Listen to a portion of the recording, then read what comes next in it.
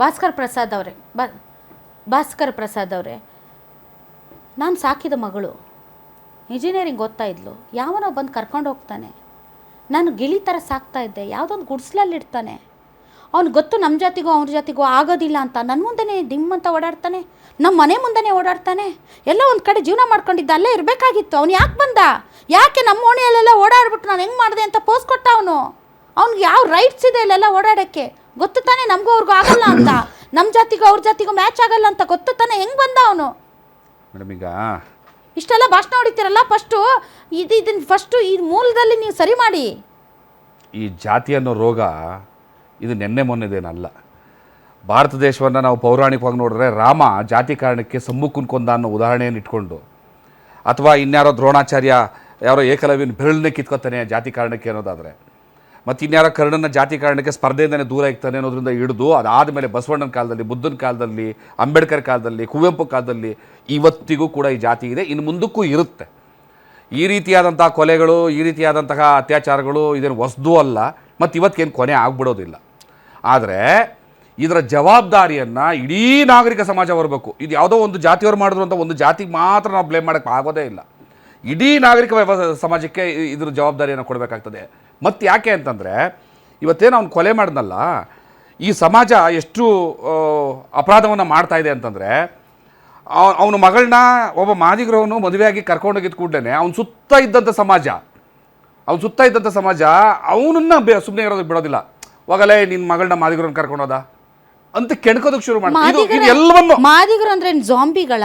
ಅದನ್ನೇ ಈ ಸಮಾಜ ಮಾದಿಗರಂದ್ರೆ ಏನ್ ಸರ್? ಈ ಅಪರಾಧವನ್ನ ಅವ್ರೇನು ಬೇರೆ ಗ್ರಹದಿಂದ ಬಂದವರ ಅಥವಾ ಅವ್ರ ಮನುಷ್ಯರಲ್ಲ? ಅದನ್ನೇ ಹೇಳ್ತಾ ಇದ್ದೀನಿ. ಈ ಅಪರಾಧವನ್ನ ಇಡೀ ನಾಗರಿಕ ಸಮಾಜ ಹೊರಬೇಕು, ಇಡೀ ನಾಗರಿಕ ಸಮಾಜ ಹೊರೋದ್ರ ಜೊತೆನಲ್ಲಿ ಇನ್ನೊಂದು, ನನ್ನನ್ನು ನಾನು ಅಪರಾಧಿ ಸ್ಥಾನದಲ್ಲಿ ನಿಲ್ಸ್ಕೊಂಡು ಹೇಳ್ಕೊತಾ ಇದ್ದೀನಿ. ಕರ್ನಾಟಕ ರಾಜ್ಯದಲ್ಲಿ ಸರಿಸುಮಾರು 3,000 ದಲಿತ ಸಂಘಟನೆಗಳು, ರಿಜಿಸ್ಟರ್ಡ್ ಸಂಘಟನೆಗಳು. ಏನು ಗೆಣಸ್ಕೀಳಕ್ಕ? 3,000 ದಲಿತ ಸಂಘಟನೆಗಳಿದ್ರೂ ಕೂಡ ಒಬ್ಬ ಮಾದಿಗರವನ್ನ ಮದುವೆ ಆದ ಕಾರಣಕ್ಕೆ ಒಬ್ಬನ ಕೊಲೆ, ಸ್ವಂತ ಮಗಳೇ ಆದರೂ ಕೂಡ ಕೊಲೆ ಮಾಡುವಂತಹ ಪರಿಸ್ಥಿತಿ ಇವತ್ತಿಗೂ ಇದೆ ಅಂತಂದರೆ, ನಾವು ಸಂಘಟನೆಗಳು ಏನು ಬದಲು ಮಾಡಿದ್ದೀವಿ ಸಮಾಜವನ್ನು ಯಾವ ನಿಟ್ಟಿನಲ್ಲಿ ನಾವು 3,000 ಸಂಘಟನೆಗಳು ಸೇರಿಕೊಂಡು ಒಂದು ಮಗಳಿಂದ ಇನ್ನೊಂದು ಮಗಳಿಗೆ ನಾವು ಬದಲಾಯಿಸೋಕ್ಕೆ ಸಾಧ್ಯ ಆಗಿದೆ ನಮ್ಮ ಕೈನಲ್ಲಿ? ನಾವೆಲ್ಲ ಹಿಂದೂ, ನಾವೆಲ್ಲ ಒಂದು ಅನ್ನುವಂಥ ಎಷ್ಟೋ ನೂರಾರು ಸಂಘಟನೆಗಳಿದಾವಲ್ಲ, ಅವರೆಲ್ಲ ಮತ್ತೆ ಸಾಧಿಸಿದ್ದೇನು? ದಲಿತ ಸಂಘಟನೆಗಳು ಸಾಧಿಸಿದ್ದೇನು? ಹಿಂದೂ ಸಂಘಟನೆಗಳು ಸಾಧಿಸಿದ್ದೇನು? ದಲಿತ ರಾಜಕಾರಣಿಗಳು ಸಾಧಿಸಿದ್ದೇನು? ಸಂವಿಧಾನ ಕೊಟ್ಟಿರುವಂತಹ ದಲಿತ ಪರವಾದ ಹಕ್ಕುಗಳು ಇಲ್ಲಿವರೆಗೂ ನಮಗೆ ರಕ್ಷಣೆ ಕೊಟ್ಟಿದ್ದೇನು? ಅಟ್ರಾಸಿಟಿ ಆ್ಯಕ್ಟ್ ಬಂದು ಎಷ್ಟು ವರ್ಷ ಆಯಿತು? ಏನು ಮಾಡ್ತು ಇಲ್ಲಿವರೆಗೂ ಕೂಡ? ನಿಜವಾಗ್ಲೂ ಇವೆಲ್ಲ ನಿಲ್ಲಬೇಕು ಅಂತಂದರೆ ಯಡಿಯೂರಪ್ಪನವರಿದ್ದಾಗ ಒಂದು ಸಿಸ್ಟಮ್ನ ತಂದರು. ಯಾವುದೇ ಊರಿನಲ್ಲಿ ಒಂದು ಅಟ್ರಾಸಿಟಿ ನಡೀತು ಅಂತಂದರೆ ಆ ಜಿಲ್ಲೆಯ ಜಿಲ್ಲಾಧಿಕಾರಿ ಮತ್ತು SP ಹೊಣೆ ಮಾಡಬೇಕು ಅಂತ. ಅದಕ್ಕೆ ರೀಸನ್ ಇದೆ. ಅವ್ರು ಹೇಳ್ಬಿಡ್ತಾರೆ, ಒಂದು ಜಿಲ್ಲೆನಲ್ಲಿ 20 ಲಕ್ಷ ಜನ ಇರ್ತಾರೆ, 25 ಲಕ್ಷ ಜನ ಇರ್ತಾರೆ, ಒಬ್ಬ DC ನೋಡೋಕ್ಕಾಗುತ್ತೆ, SP ನೋಡೋಕ್ಕಾಗುತ್ತದೆ. ಬಟ್ ಸಿಸ್ಟಮ್ ಹೆಂಗಿದೆ ಅಂತಂದರೆ, ಒಂದು ಊರಿನಲ್ಲಿ ಒಬ್ಬ ಗ್ರಾಮ ಸೇವಕ ತನ್ನ ವ್ಯಾಪ್ತಿಯಲ್ಲಿರುವಂಥ ಒಂದು ಹಳ್ಳಿಗಳಿದಾವಲ್ಲ, ಅದು ತುಂಬ ದಪ್ಪ ಇದ್ದೀರಾ, ಅದರಲ್ಲೂ ಯಾವುದೇ ಸೈಡ್ ಎಫೆಕ್ಟ್ ಇಂದ ಸಣ್ಣ ಆಗ್ಬೇಕಾ?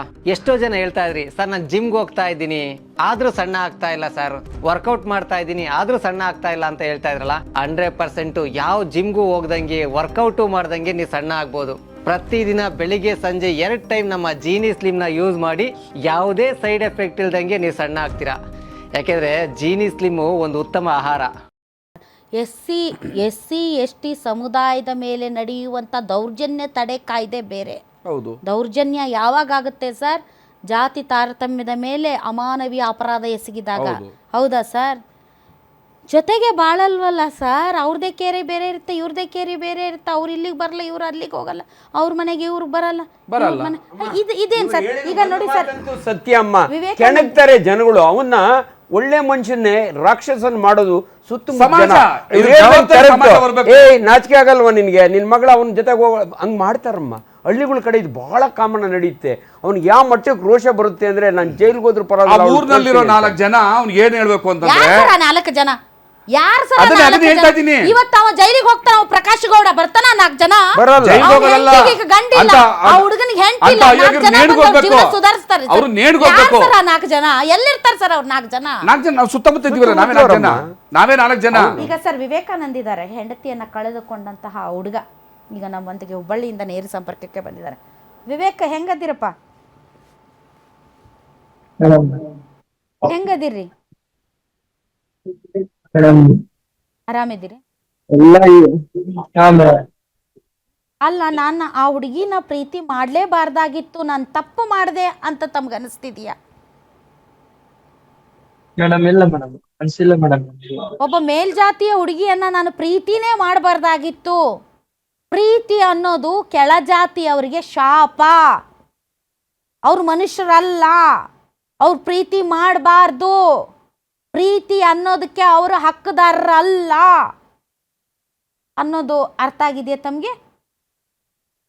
ಮೇಡಮ್ ನಮ್ ದೇಶ ಜಾತಿ ಮತ್ತು ಧರ್ಮದ ಮೇಲೆ ನಡೀತಾ ಇದೆ, ಏನು ಕಾನೂನು ಮತ್ತು ಸಂವಿಧಾನದ ಅಡಿಯಲ್ಲಿ ನಡೀತಾ ಇದೆ ಅನ್ನೋದು ಗೊತ್ತಾಗ್ತಿಲ್ಲ ಮೇಡಮ್. ಈ ಪ್ರಶ್ನೆ ಮೇಡಮ್ ನಮ್ಗೆ. ಹಂಗಲ್ರಿ, ಮದುವೆ ಮಾಡ್ಕೊಂಡ್ರಿ, ಹಾವೇರಿಯಲ್ಲಿ ಇರಬೇಕಾಗಿತ್ತು.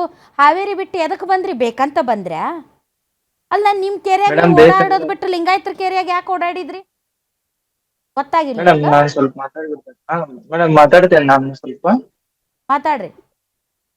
ಹಾ ಮೇಡಮ್, ಫಸ್ಟಿಗೆ ನಮ್ಮ ಮನೆಯೊಳಗೆ ಗೊತ್ತಾಗಿಲ್ಲ ಮೇಡಮ್. ನಾವ್ ಅಪ್ಪಾಜಿ ಅವ್ರನ್ನ ಕರೆದು ಹೇಳಿದ್ರಿ ಮೇಡಮ್. ನಾವ್ ಅಪ್ಪಾಜಿ ಮತ್ತ ಅವ್ರ ಪಪ್ಪ ಕೂಡಿ ಮಾತಾಡಿದ್ವಿ ಸರ್ ಮೇಡಮ್. ಇದು ಅವ್ರ ಅಪ್ಪ ಗೊತ್ತಾಗಿಂದ ನಾವ್ ಅಪ್ಪನ ಕರೆಸಿ ಹಿಂಗ್ ಆಗತತಿ, ನನ್ ಮಗಳು ಫೋನ್ ಮಾಡಿ ಮಾತಾಡತಾರ, ನನ್ ಮಗಳದ ತಪ್ಪೈತೆ ಅಂತಂದ್ ಪ್ರಕಾಶ್ ಗೌಡ ನಾವ್ ಅಪ್ಪಾಜಿಗೆ ಹೇಳಿದ್ರಿ ಮೇಡಮ್ ಕರೆಸಿ. ಆದ್ರಿಂದ ನಾವ್ ಅಪ್ಪಾಜಿ ನಿನ್ನ ಕೊಟ್ಟು ಮದ್ವಿ ಮಾಡಿ ನಿನ್ ಮಗಳನ್ನ, ನನ್ ಮಗನ್ ಬೆಳೆಸಿ ನಾನು ಧಾರವಾಡದೊಳಗೆ ಇಡ್ತಾನ, ಅವನಿಂತ್ರ ಏನು ಇದಾಗಲ್ಲ ಅಂತ ನಾವ್ ಅಪ್ಪಾಜಿ ಮಾತ್ ಕೊಟ್ರಿ ಮೇಡಮ್. ಆ ಪ್ರಕಾರ ನನ್ನ ಇಲ್ಲಿ ಧಾರವಾಡ ಭರವಸೆ ಕೋಚಿಂಗ್ ಅಕಾಡೆಮಿ ಒಳಗ್ ನನ್ ಬಿಟ್ಟು ಮೇಡಮ್ ಇದ್ರಿ ಮೇಡಮ್. ಆ ಟೈಮ್ ಒಳಗ್ ಮೇಡಮ್ ಅವ್ರ ಪ್ರಕಾಶ್ ಗೌಡ ಅವ್ರು ಮನ್ಯಾಗ ಬಾಳ ಮಾಡಿ ಹೊಡೆದ್ ಹೊಲಸು ಬೇದಾಡಿ ಮೇಡಮ್. ಆಕಿ ನನ್ನ ಕಾಲೇಜ್ ಬಿಟ್ಟು ಒಳಗಿಂದ ಕಾಲೇಜ್ಲಿಂತ್ರ ನನ್ನ ಹತ್ರ ಬಂದ್ಲಿ ಮೇಡಮ್ ಧಾರವಾಡ. ಇನ್ನ ನನ್ ಜೊತೆ ಬರ್ಲಿಲ್ಲ ಅಂದ್ರೆ ನಾನ್ ಏನ್ರ ಮಾಡ್ಕೊಂತಾನ, ಅವ್ರು ನನಗೆ ಬಾಳ್ ಟಾರ್ಚರ್ ಮಾಡತ್ತಾರ ಅಂತ ಬಂದ್ ಈ ತರ ಕೇಳ್ಕೊಂಡ್ ನನ್ ಕರ್ಕೊಂಡ್ ನಾವಿಬ್ರು ಲವ್ ಮ್ಯಾರೇಜ್ ಆದ್ವಿ ಮೇಡಮ್. ಆತರ ಇದೆಲ್ಲಾ ಅಲ್ಲ, ಗೊತ್ತಿದ್ದು ಗೊತ್ತೈತಿ, ಅದೆಲ್ಲ ಗೊತ್ತೈತಿ ವಿವೇಕ. ವಿವೇಕ ಗೊತ್ತೈತಿ, ಅದೆಲ್ಲ ಕಂಪ್ಲೇಂಟ್ ಗೊತ್ತೈತಿ. ಮಾಡಿದ್ರು. ಅಲ್ಲ, ಗೊತ್ತೈತಿ. ಅಲ್ಲ, ಓದೋ ಹುಡುಗಿನ ಹಾ ಮೇಡಮ್. ಕರ್ಕೊಂಡು ಹೋಗಿ ಪ್ರೆಗ್ನೆಂಟ್ ಮಾಡಿ ಆಕಿ ಜೀವನ ಹಾಳು ಮಾಡಿದ ಅಂತ ಹೇಳ್ತಾರ. ಮೇಡಮ್ ಆತರ ಆಗಿದ್ರೆ ನಾನ್ ಮೊದ್ಲ ಇದು ಮಾಡ್ಬಿಡ್ತಿದ್ದೆ ಮೇಡಮ್. ನಾನು ಅವ್ರ ಜೊತೆ ನನ್ ಕನ್ಸಿದ್ ಮೇಡಮ್. ಇನ್ನು ನನ್ನ ಆಕಿ ಜೊತೆ ನಾನು ಬಿಟ್ಟಿರೋಷ್ಟು ಇದು ಇಲ್ಲ ಮೇಡಮ್. ಇನ್ನು ನಾವಿಬ್ರು ಒಂದು ಕನಸು ಕಂಡಿದ್ವಿ ಮೇಡಮ್. ನಮ್ ಇಷ್ಟಪಟ್ಟವ್ರ ಜೊತೆ ನಾವ್ ಇರೋ ಹಕ್ಕ ಐತಿ ಮೇಡಮ್. ನಮ್ಗೆ ಯಾವ ಜಾತಿ ಅಂತಂದ್ ಅವಳಲ್ಲಿ ಇದ್ದಿದ್ದಿಲ್ಲ ಮೇಡಮ್, ನನ್ನಲ್ಲಿ ಇದ್ದಿದ್ದಿಲ್ಲ ಮೇಡಮ್. ಅವ್ರ ಮನೆಯವ್ರಂತಲ್ಲಿ ಇತ್ತು ಮೇಡಮ್ ಅದು. ಅಲ್ಲ, ಸಮಾಜದಲ್ಲಿ ಐತಲ್ಲ ವಿವೇಕ, ಸಮಾಜದಲ್ಲಿ ಐತಿಲ್ಲ? ಸಮಾಜದೊಳಗೆ ಐತಿ ಮೇಡಮ್. ನಾವ್ ಹಂಗಾದ್ರೆ ಪ್ರೀತಿಸೋದ ತಪ್ಪೇನು ಮೇಡಮ್? ಹೌದು, ತಪ್ಪು. ಪ್ರೀತಿಸಂಗಿಲ್ಲ ನೀವು. ಪ್ರೀತಿ ಇಲ್ಲ ಅನ್ನೋದು ಮೇಡಮ್. ನಿಮ್ಗಿಲ್ಲ. ಅವಳಿಗೆ ನಾನ್ ಬೇಕಾಗಿತ್ತು ಮೇಡಮ್, ನನ್ಗೆ ಅವಳು ಬೇಕಾಗಿತ್ತು. ಆ ತರ ನಾವ್ ಚಂದಾಗೆ ಇದ್ವಿ ಮೇಡಮ್. ಅವಳು ಚೆಕಪ್ಗೆ ಅಂತಂದ್ ಕರ್ಕೊಂಡ್ ಬಂದಿದ್ದೆ ಮೇಡಮ್. ಆ ಟೈಮ್ ಒಳಗ್ ನೋಡಿ ನಮ್ನ ಅಟ್ಯಾಕ್ ಮಾಡಿದ್ರಿ ಮೇಡಮ್. ನಮ್ ಫ್ಯಾಮಿಲಿ ಎಲ್ಲಾ ಈಗ ಹಾಸ್ಪಿಟ್ಲ್ ಒಳಗ್ ಐತ್ ಮೇಡಮ್. ನಮ್ಮ ಮಮ್ಮಿ ಸೀರಿಯಸ್ ಅದಾರ ಮೇಡಮ್. ಇಷ್ಟು ಕೆಟ್ಟದಾಗಿ ನಮ್ಮ ಮ್ಯಾಗ ಅಟ್ಯಾಕ್ ಮಾಡಿದಾರೆ ಮೇಡಮ್. ನಾನು ಅವಳ ಮಗಳನ್ನ ಚಂದ ನೋಡ್ಕೊಂಡಿಲ್ಲ ಅಂತಂದ್ ರೀಸನ್ ಮ್ಯಾಗ ಏನ್ರ ಮಾಡಿದ್ರೆ ಓಕೆ ಮೇಡಮ್. ನನ್ನ ಹೆಂಡತಿ 7 ತಿಂಗಳು ಪ್ರೆಗ್ನೆಂಟ್ ಮೇಡಮ್. ಅಷ್ಟು ಕೆಟ್ಟದಾಗಿ ಅಟ್ಯಾಕ್ ಮಾಡಿದಾರೆ ಮೇಡಮ್. ಕೊಡ್ಲಿ ತಗೊಂಡು ಚಂಡೆ ಇದು ಮಾಡ್ಯಾನ ಮೇಡಮ್. ಹೊಟ್ಟಿಗೆ ಹಾಕ್ಯಾನ್ ಮೇಡಮ್. ಮನುಷ್ಯ ಯಾರು ಈ ತರ ಮಾಡ್ತಿದ್ರಿ ಮೇಡಮ್? ಜಾತಿ ಅಂತಂದ್ ಎಲ್ಲೈತ್ ಮೇಡಮ್ ಜಾತಿ? ನಾವು ಬಸವ ತತ್ವ ಇದು ಮಾಡ್ತೇವೆ ಮೇಡಮ್. ನಮ್ಮ ಮನೆಯೊಳಗೆ ಯಾರು ಇದು ಮಾಡಲ್ ಮೇಡಮ್. ನಂತರ ಲಿಂಗ ಐತ್ ಮೇಡಮ್. ಇದು ಜಾತಿ ನಾವು ಲಿಂಗಾಯತ್ರೆ, ನಾವು ಗೌಡ್ರ ಅನ್ನೋರ್ ಕಡೆ ಮೇಡಮ್. ಇದು ಲಿಂಗ ಐತಿನ ಕೇಳ್ಬಿಡ್ರಿ ಮೇಡಮ್ ನೀವ. ಜಾತಿ ನಮ್ಮಪ್ಪ 5 ರಿಂದ 6 ವರ್ಷ ಆಯ್ತು ಮೇಡಮ್ ನಾವು ಬಸವ ತತ್ವ ಇದು ಮಾಡಾಕತ್ ಮೇಡಮ್.